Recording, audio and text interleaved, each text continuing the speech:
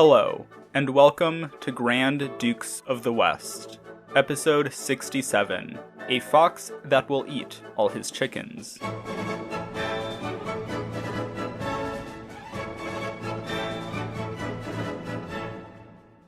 As Philip the Good was toughing it out at the siege of Deventer, the Duke of Burgundy received word that Dauphin Louis, the Crown Prince of France, had shown up on his doorstep as a refugee.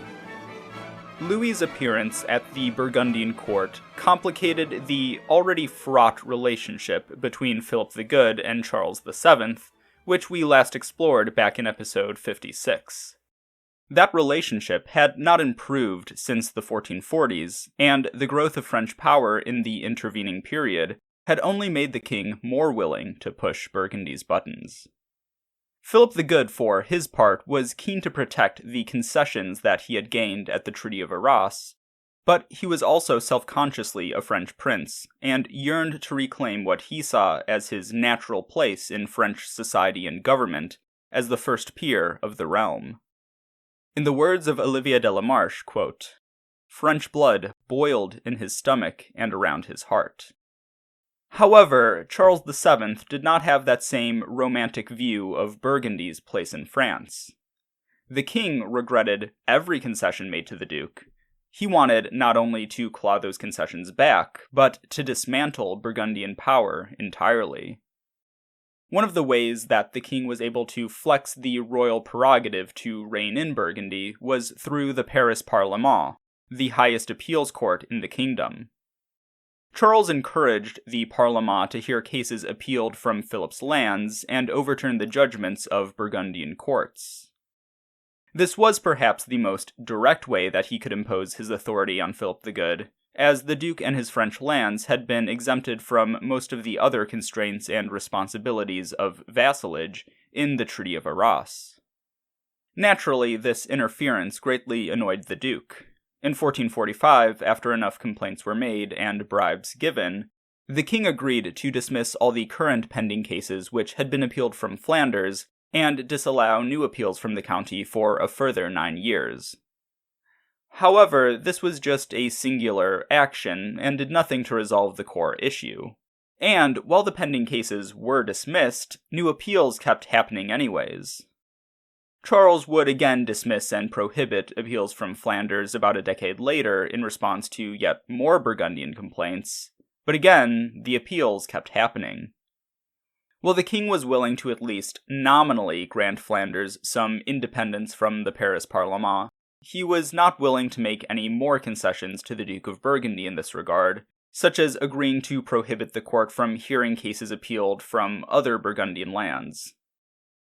The Duke, on the other hand, complained endlessly about the interference of the Parlement, and that it almost always ruled against him. Previous Dukes of Burgundy had been allowed to appoint some members to the body, and Charles did promise Philip that he could have a representative on the Parlement to look after his interests, but this would not be put into effect. Consequently, the actions and jurisdiction of the Paris Parlement became a frequent source of tension between Burgundy and France. Philip would complain about its overreach and bias, while Charles would complain about Philip disregarding its judgments and ignoring its officers. The king also had his officers stretch the limits of their jurisdiction to interfere in Burgundian affairs whenever possible. He also disputed the boundaries and status of royal enclaves in Burgundian territory. He levied taxes on Burgundian commerce that was supposed to be exempt from it. He allowed French pirates to operate in Flemish waters, he contested Philip's clerical appointments in Burgundian territory, and he used the University of Paris to try and control the Burgundian church, even in Hainaut, which, as an imperial fief rather than a French one, was outside of its authority anyways. While all of these individual acts might be fairly minor, they certainly added up, and lists of Burgundian grievances against the French crown steadily grew.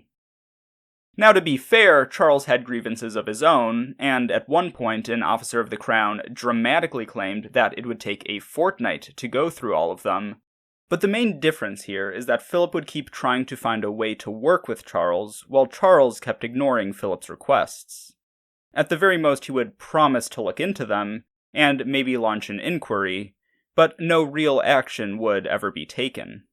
Both were proud men whose interests often collided, but Philip treated the king with optimistic good faith, bordering on naivety, while that was returned with contempt and boundary pushing. The Duke kept falling over himself, proclaiming his goodwill towards the king, protesting that he only desired to cherish, love, serve, honor, and obey him, but that affection only went one way. The memory of the Civil War and the Anglo-Burgundian alliance remained with many of the men who surrounded Charles VII, and they hated and feared the Duke of Burgundy above all others. There was always a powerful faction at court urging the king to take things further, to put an end to his policy of needling and subtle provocation, and really take the fight to Burgundy.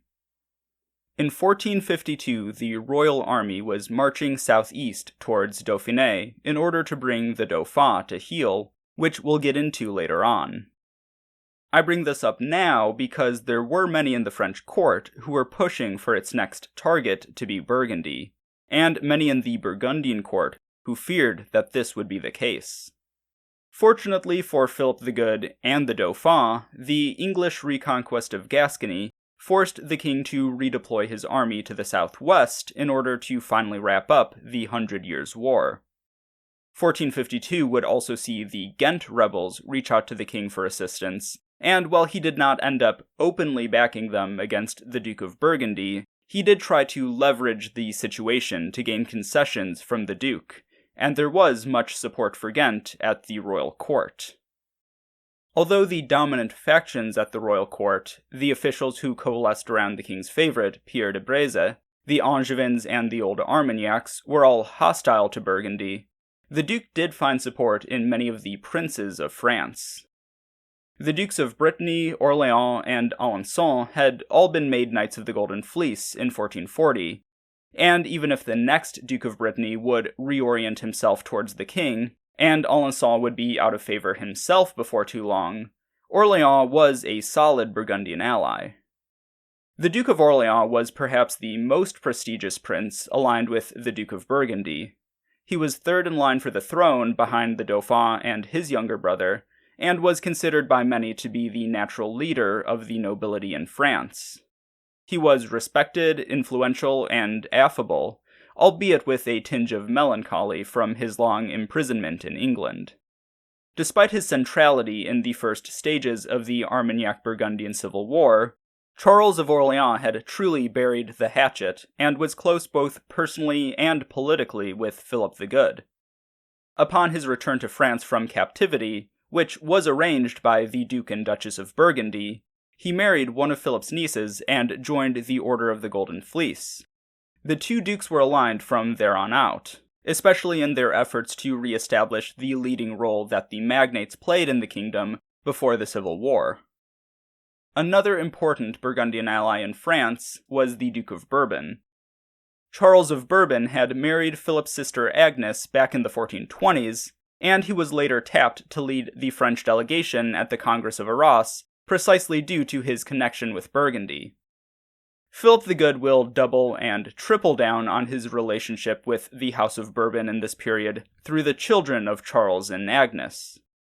In 1454, he married his son, another Charles, to Isabella of Bourbon, which we'll cover in more detail next time, and in 1456 he arranged for Louis of Bourbon, who had been brought up at the Burgundian court, to become the Prince Bishop of Liège, which we covered last time. Bourbon's relationship with the king had its ups and downs, and perhaps the greatest down came in 1440 with the failure of the Praguery Uprising. After that, there would remain some distance between him and the king, but even if he wasn't one of the most influential nobles at court, he did still have a place there. Charles of Bourbon died in 1456, and the new Duke, John II, had ties going both ways, as he was a nephew of Philip the Good on one hand, and son-in-law of Charles VII on the other. John of Bourbon tended to hew a bit closer to the royal court than his father did, but he still maintained a good relationship with Burgundy.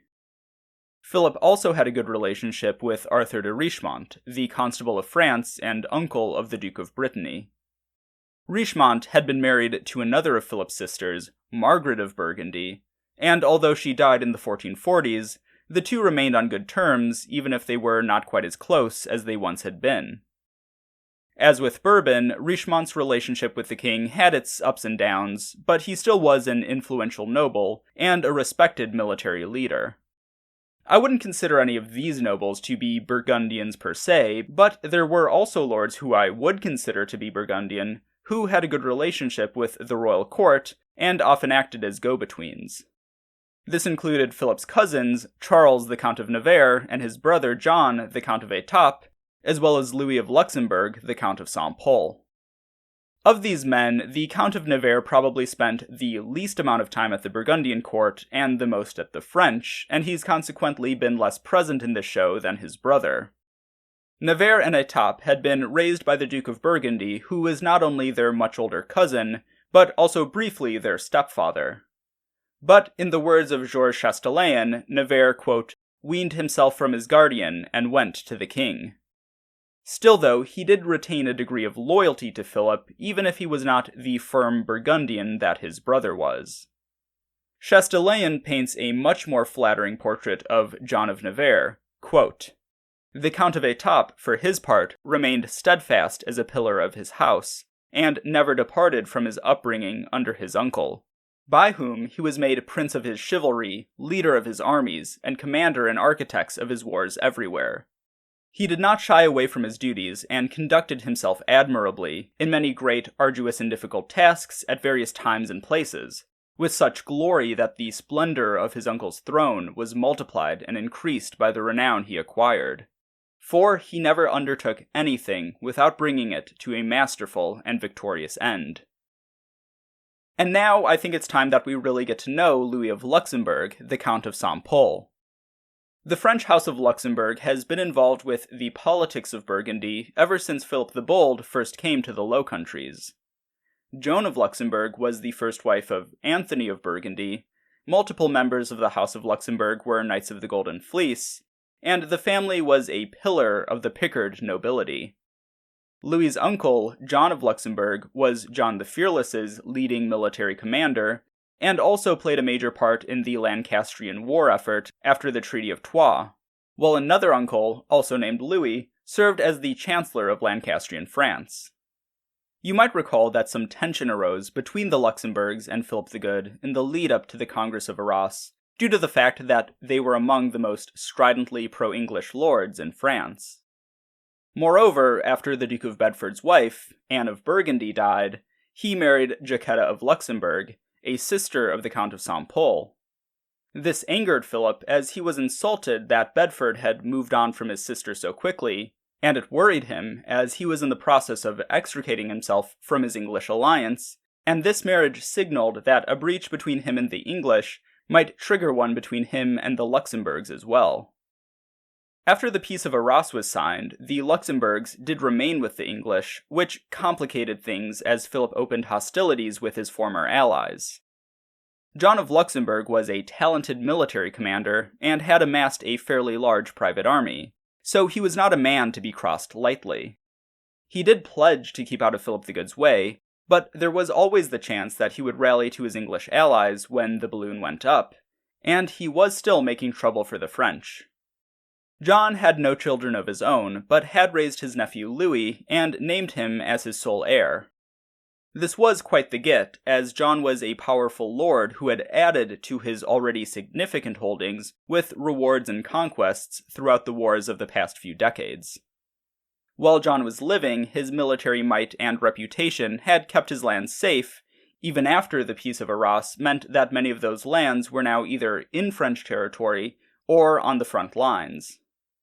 When he died and Louis of Luxembourg tried to claim the inheritance, Charles VII took the opportunity to show up in force and cow the Count of Saint-Pol. Louis's towns and castles were put under siege and began to fall. The Count of Saint-Pol saw that he could expect no aid from Burgundy, nor could he hold out against the French on his own, so he came to terms. Louis pledged his loyalty to the French crown, and in exchange was able to come into the inheritance of his uncle. The county of Guise, however, was disputed between the houses of Luxembourg and Anjou, But that issue would be settled a few years later, when Louis's sister Isabel married Charles of Anjou, with Guise being her dowry.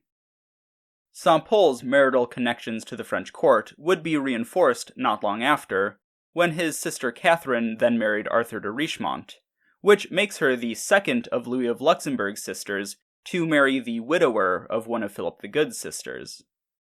In addition to these familial connections, Louis of Luxembourg also served in the French army on a number of occasions. He took part in the siege of Pontoise, the relief of Dieppe, and some of the other campaigns in the lead-up to the Truce of Tours, and he took a leading role in the reconquest of Normandy, along with Philip's cousin, the Count of Nevers. When the king made his joyous entry into Rouen during that campaign, he was flanked by Rene of Anjou on his right and Charles of Anjou on his left, and riding just behind them were the Counts of Saint-Pol and Nevers. But that's not to say that he had turned his back on Burgundy. Louis of Luxembourg also took a leading role in the campaigns against Ghent 2 years later. The Count of Saint-Pol also took part in both French and Burgundian court festivities.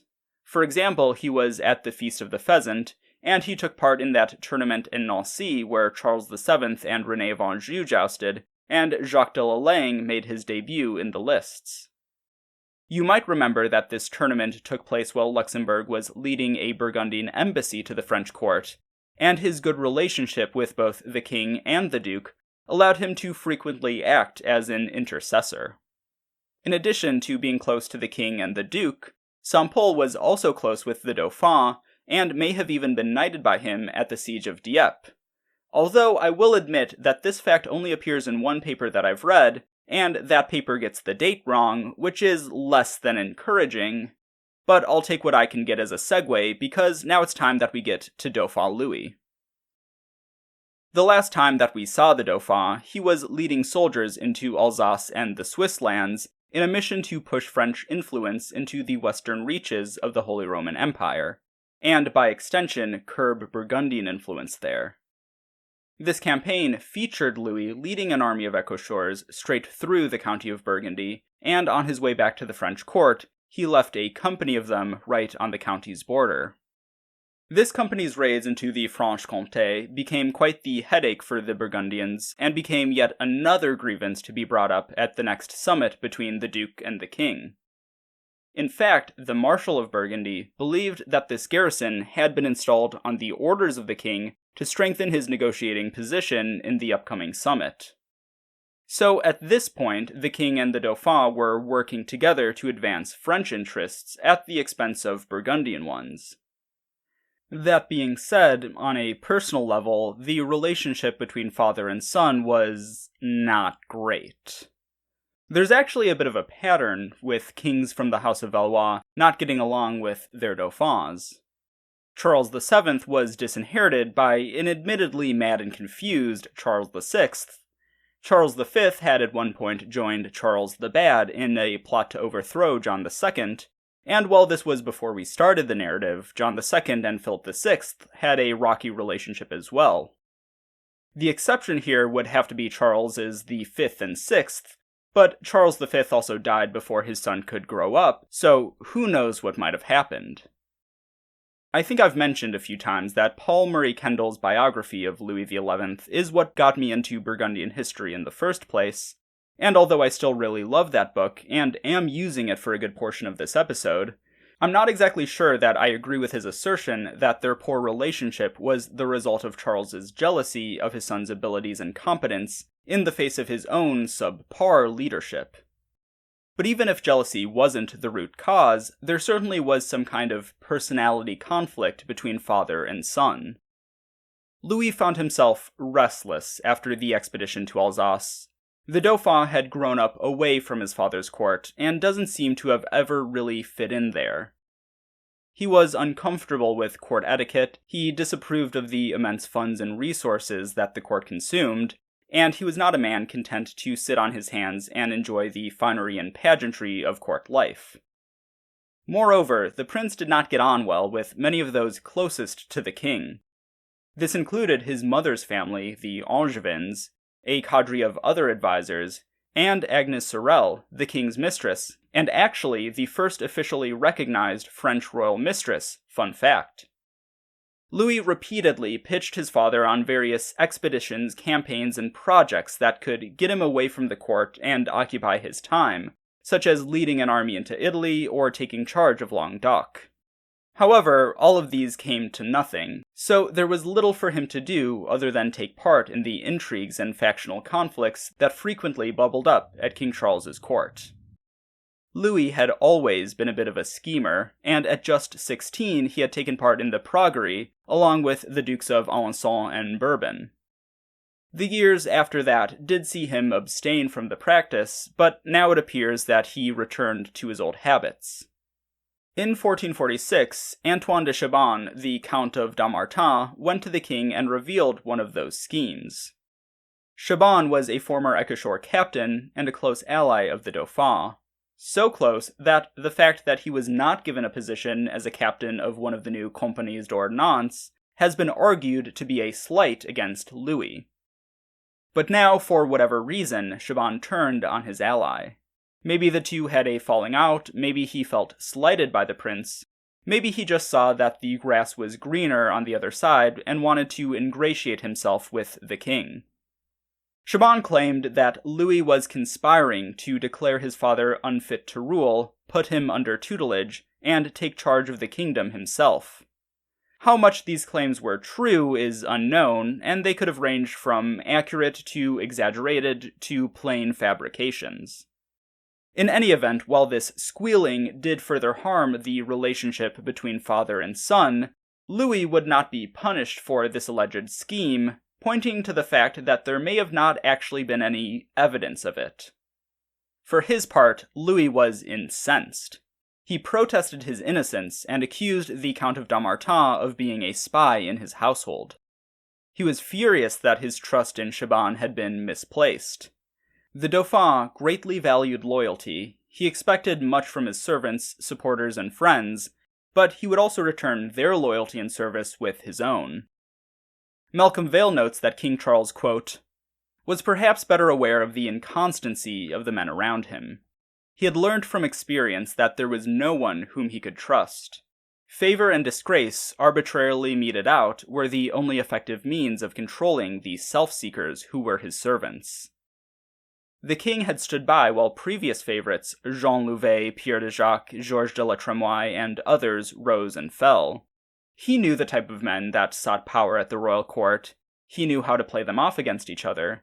He knew when they had something to offer, and he knew when they had worn out their usefulness. Those were lessons Louis still had to learn. This episode would not mark the end of Louis's scheming, and he soon found himself embroiled in a plot to unseat the king's current favorite, Pierre de Breze. In this, the Dauphin would briefly ally with the Angevins, but their partnership would not last once the plot fell apart. Breze remained in power, the Angevins were out of favor, albeit not for long, and Louis grew ever more frustrated with the situation at his father's court. After a particularly explosive outburst, where the prince chased Agnes Sorel around with a sword, the king came to the conclusion that maybe the royal court wasn't the place for Louis, and so sent him to Dauphine to cool off. Ostensibly, this deployment was meant to prepare for a military expedition into Italy, but really this was an exile in all but name. The planned Italian expedition would not end up getting off the ground, but Louis was eager to get away from the court and to have something to do. Upon reaching his namesake territory, the Dauphin threw himself into its governance. Dauphine is technically in the Empire rather than France, but it was bequeathed to the French crown on the condition that it be the appanage of the heir to the throne, hence why the Dauphin is called the Dauphin. Louis was the first, and actually the only, French Dauphin to reside in and directly govern the province, and he found himself enjoying his time there. What was initially supposed to be an assignment lasting a few months would end up occupying the Dauphin for years, much to the chagrin of his father, who began to demand his return before too long. Louis's reforms transformed the territory from a feudal backwater to the prototype of an early modern state. The Dauphin centralized authority, reorganized jurisdictions, and improved the administrative efficiency of Dauphiné. He established a Parlement, founded a university, and organized a postal service. He curbed the power of the local magnates and church, and staffed his administration with the lesser nobles and the rising bourgeoisie. Louis also looked to forge relationships with his neighbors. He harbored ambitions to extend his influence into Italy, and the Duchy of Savoy lay between him and the peninsula. So naturally, Louis formed an alliance with the Duke, and the two were soon discussing the prospect of a marriage to seal the deal. Louis's first wife, Margaret of Scotland, had died a few years earlier, and at 27 he still had no children, a perfectly normal situation today, but less than ideal for a medieval royal dynasty. King Charles disapproved of his son's search for a wife in Savoy, as the intended bride, Charlotte, was only 12 and would not be able to bear children for several years. Moreover, France already had a marriage alliance with Savoy through Louis's sister, so even if the match might advance Louis's interests, it did nothing for the kingdom more broadly. Charles ignored his son's requests for sanction for months, and when he finally did respond, it was a firm no. Louis may have foreseen this possibility, and so went ahead with the marriage without his father's permission. A royal herald arrived in Savoy the day before the ceremony was set to take place, but he was waylaid by agents of the Dauphin, and so the king's disapproval only reached the Duke of Savoy the day after the wedding. At first, distance seemed to improve the relationship between Louis and Charles, but the steady stream of complaints from the great men of Dauphiné who bore the brunt of Louis's reforms took them back to square one. Then the unlicensed marriage with Savoy sent their relationship to square -1. In 1452, the French royal army began marching southeast to teach the Duke of Savoy and the Dauphin a lesson. The Duke of Savoy immediately folded. He came to terms, renounced his alliance with the Dauphin, and put Savoy under French protection. Louis, meanwhile, with a bit more backbone, wrote to his father begging for mercy and proclaiming that he only ever desired to serve the king and the kingdom. This appeal did not seem to go that far, but the English reconquest of Gascony and the resulting need to redirect the royal army meant that Louis was safe for now, and by the time the army was free again, Charles was not quite so acutely mad at his son. Over the next few years, the king and Dauphin found themselves in an uneasy détente. Sometimes they seemed to be trying to find a way to work together, but more often they seemed to be pulling apart. It did not help that the factional politics which were rife in the royal court also butted their way into the relationship between father and son. Men who disapproved of the conduct of the court, who were on the outs with the king, or who simply admired the Dauphin would make their way to Dauphiné, and just as Louis did not get along with his father's favorites, his father disliked his. Consequently, in both the king's circle and the Dauphin's, there were influential men who saw that their influence and livelihoods could be threatened by a reconciliation that was not on their terms. The king's favorites were terrified of the fact that Louis would one day be king, and hoped that if he was brought back to court before that happened, they could force a reconciliation, not only between Charles and Louis, but also between themselves and Louis, which could ensure their positions in the future. On the other hand, Louis's favorites were terrified of that prospect, and hoped that if their master could just hold out, their future would be secured. As this relationship continued to break down, Louis made his return to court contingent on a number of demands, including that the king grant pardons for his counselors, while he viewed with suspicion any decision made in the presence of his fathers. In fact, the Dauphin was convinced that his father's advisors were planning on having him disinherited in favor of his younger brother, or might have even been conspiring to poison him. On the other hand, Charles was unwilling to accept a conditional submission, and would not consider any of Louis's demands before the prince returned to court. While a personality mismatch may have been at the core of their deteriorating relationship, a similarity, the fact that they both had something of a paranoid streak, would not make things any better. Just as Louis worried that his father's favorites were plotting against him, Charles was convinced that Louis and his were conspiring with the nobles of France to rebel or overthrow him. Now, both of these fears did have a grain of truth to them, but still both men's paranoia certainly played them up. To Louis's credit, he was aware of this unfortunate dynamic, and one emissary sent to his father stated it clearly, quote, "Sire, there has been endless tale-bearing on both sides, and there have been some very strange tales, sufficient to give you great suspicions, and the Dauphin great fears." Louis would attempt to smooth things over with his father by first attempting to smooth things over with his uncle, Rene of Anjou, and to that end he proposed yet another Italian expedition. And since this is now the third or fourth time that I've mentioned Italy this episode, perhaps I should dig into why this topic keeps being brought up. French interest in Italy was generally concentrated on three main polities: Milan, Naples, and Genoa. All three have popped up on the show before, and had been on the receiving end of French attention back in the later 1300s, the last time that things had been going well for the kingdom. With the recovery of French might at the end of the 100 Years' War, it seemed that Italy was now back on the table. Milan was ruled by the Visconti family, at least until 1447, when the last Visconti Duke of Milan died, and the condottiere, or mercenary captain, Francesco Sforza took over. The name Visconti should ring a bell because Valentina Visconti was the wife of our old friend, or perhaps I should say enemy, Louis of Orleans. This meant that Charles of Orleans had a pretty solid claim on the Duchy of Milan, and barring that he hoped to gain control of the county of Asti, which had been a part of his mother's dowry. The rule of Naples had been contested for over a century at this point, first by different branches of the Capetian House of Anjou, then by one of those branches of the Capetian House of Anjou and the Valois House of Anjou, and now by the Valois House of Anjou and the House of Aragon. Unfortunately for the Valois House of Anjou, they had really only ever been able to hold on to Naples for bits and spurts, and the struggle for the kingdom consumed much of the lives of Louis I, II, and III of Anjou, and is part of the reason that they haven't been as involved in our story as many of the other princes of the blood. You might recall that I've occasionally referred to Rene of Anjou as King Rene, and that comes from the fact that he was the titular King of Naples.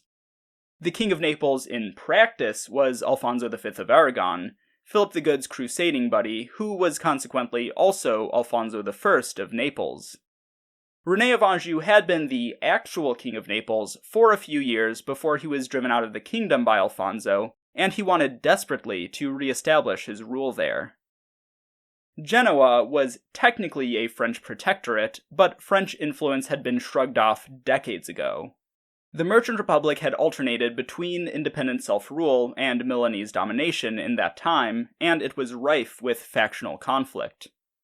Members of these factions would often seek the aid of outside powers such as France, Milan, and Naples, and as Genoa was an extremely wealthy city which controlled a powerful fleet, there was ample motivation for those outsiders to intervene.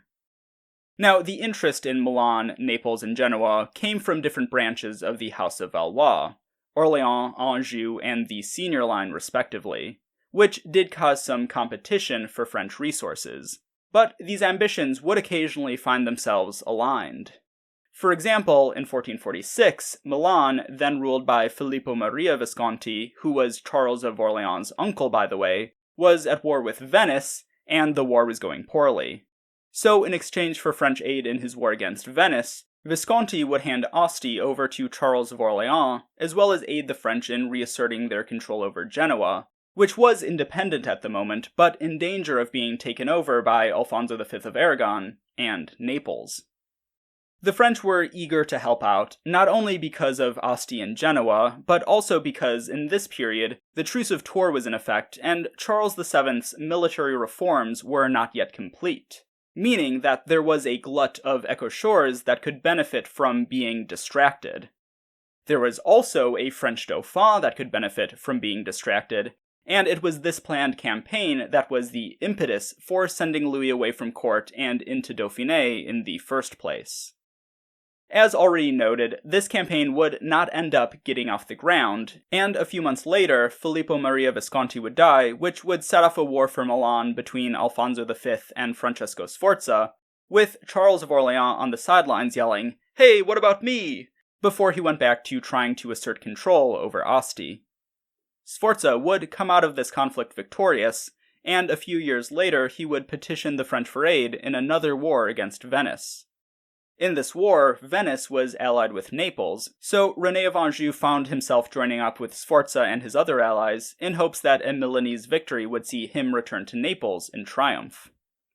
In 1453, Dauphin Louis, trying to curry favor with his uncle Rene, proposed that he march through Savoy with a joint Dauphiné-Angevin army to take control of Genoa, and once that had been accomplished, he would send the Genoese fleet to help Rene against Venice and Naples.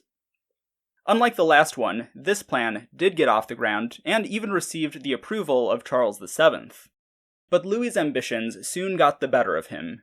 He deviated from the initial plan and ran afoul of Rene's allies, which threatened to derail the entire campaign. So he was asked to leave before he could accomplish much of anything. Annoyed, he opened talks with the other side and then took out his frustrations on Savoy to pay his father-in-law back for abandoning their alliance. In the end, Louis's attempts to use Italy as a venue for his ambitions and a vehicle to repair his relationship with his father went nowhere, and in fact, his intriguing in Italy seems to have damaged that relationship even further. By 1456, the king had had enough. He declared that his son had been away from court for far too long, and ordered Antoine de Chabannes and a small army into Dauphiné to bring his son back. In the face of this, Louis fled north to the county of Burgundy. He claimed that he desired to join his good uncle of Burgundy on his planned crusade, but really he was fleeing to one of the few men powerful enough to keep him beyond the reach of his father. From the Franche-Comté, the Dauphin made his way to Brabant, where he waited for the Duke of Burgundy to make his way back from Deventer, and a few weeks later, Duke and Dauphin would meet. Although Louis was somewhat uncomfortable with court etiquette, he now found himself at the court with some of the strictest and most complex etiquette in all of Europe. As the Crown Prince of France, he was in the awkward position, at least for a man like him, of being the highest-ranking noble around in a place where that really mattered. When he first arrived at the Duke of Burgundy's castle in Brussels, he was met by a kneeling Isabella of Portugal. When it was time to head inside, he asked the Duchess to lead him into the castle, but she objected as it would be improper for her to walk ahead of the French heir. Although he insisted, she would not yield. Once inside, Louis was told that he would be staying in Philip's own chambers, and now it was his turn to object. This time, he got his way, and was put up in another set of apartments. When Philip the Good neared Brussels, Louis tried to go out to meet the Duke, but Philip balked at the impropriety. The Duke declared that if the Dauphin came out to greet him, he would run off so far that the prince would not be able to find him for a year. Louis was able to reach a compromise where he would not leave the grounds of the castle, but rather than staying inside, would meet Philip in the courtyard. When the two princes of the fleur-de-lis greeted each other, Philip fell to his knees and remained there until the Dauphin grew tired and exclaimed, "Upon my faith, good uncle, if you don't get up, I shall go away and leave you." This obsequious display of deference was unusual for a man the rank of the Duke of Burgundy, but it served a purpose. Philip took great pride in his descent from the French royal house and his status as a French prince. By paying these respects to the Dauphin, he was reinforcing the prestige that royal blood carried, and by extension, reinforcing his own. Philip pledged that he would do everything in his power to reconcile the king and the Dauphin, although given his own present relationship with the crown, it's not like he really could do much in that respect. What was left unsaid was the real reason that Louis was now in the Burgundian Netherlands, that Philip would not, under any circumstances, yield to the king's demands to send Louis back to the French court until such a reconciliation had been reached. In the meantime, Philip granted Louis the castle of Genappe in Brabant for the prince to use as his residence, and in order to allow him to keep up a princely lifestyle, Louis was also granted a large pension. In the days and weeks after Louis and Philip met, both the prince and duke sent embassies to the king. Louis requested the return of Dauphine, which the king had quickly brought back under royal control, in addition to his usual requests, that the king grant his servants a pardon and give assurances that he himself was in royal favor and had nothing to fear at the French court. As per usual, these requests were denied. While Louis's embassy was met with a curt refusal, the duke's was met with more open hostility. The king made it clear that he was now holding Philip responsible for the Dauphin's absence, and would not take kindly to any further provocations. Once the embassies had departed, Charles remarked, "My cousin of Burgundy has taken in a fox that will eat all his chickens." It was an apt observation. Even if Charles and Louis did not get along personally, as kings they would pursue many of the same aims, including the desire to cut Burgundy down to size. And the connections that Louis will make at the Burgundian court certainly aided in this during his reign. But for now, Charles was still king, and Louis was more or less a prestigious beggar. And so while the Dauphin relied on Burgundian hospitality, the king was the one working to hem the duke in.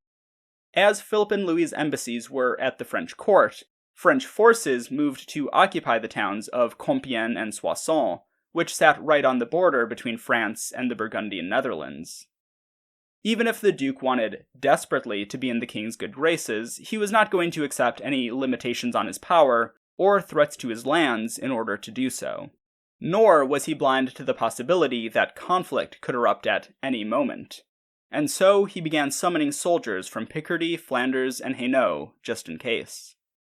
The Duke may have thought that he was investing in the future by hosting the Dauphin, that this next king might be an ally to Burgundy, and if he was able to arrange a reconciliation, that Charles might even be grateful. Maybe Philip was just seeing France through too optimistic a lens. In reality, the period after the Dauphin arrived at the Burgundian court is often referred to as a Cold War. So you can imagine that things will not get any better from here on out. Thank you so much to my patrons, with an extra thanks to my newest patron, Bartosz, Duc de Beaurevoir, and to Christine, Duchesse de Nemours, Mario, Duc de Tonnerre, Elliot, Graf von Gravenstein, Anthony, Comte de Châteauneuf-en-Auxois, Preston, Comte de Saint-Fargeau, Mark, Comte de Meursault, Diana, Graf von Beersel, Mehmet, Comte Santerre, Chris, Comte de Semur, Rosa, Comte de Germol, Elliot, Comte de Bussy-le-Grand, Eric, Comte de Couche, Jonathan, Comte de Bezoche, Olivier, Comte d'Ussert, Spencer, Graf von Breda, Craig, Graf von Hunsbrook, Bennett, Comte de Courcelles, David, Comte de Auricourt, James, Graf von Dussen, Vincent, Graf von Hernen, and to my Knights of the Duchy. If you want to join them, you can at patreon.com/ValoisBurgundy. If you want to support the podcast in other ways, you can do so by leaving a review on your podcast app of choice and telling your friends about the show. Both really help to grow the show and will earn you my everlasting appreciation. If you want to keep up with the show, you can follow me at Valois Burgundy on X or Blue Sky, or find Grand Dukes of the West on Facebook. You can also email me at granddukesofthewest@gmail.com, and check out the podcast website for maps, images, sources, and more at granddukesofthewest.com. Once again, thank you for listening.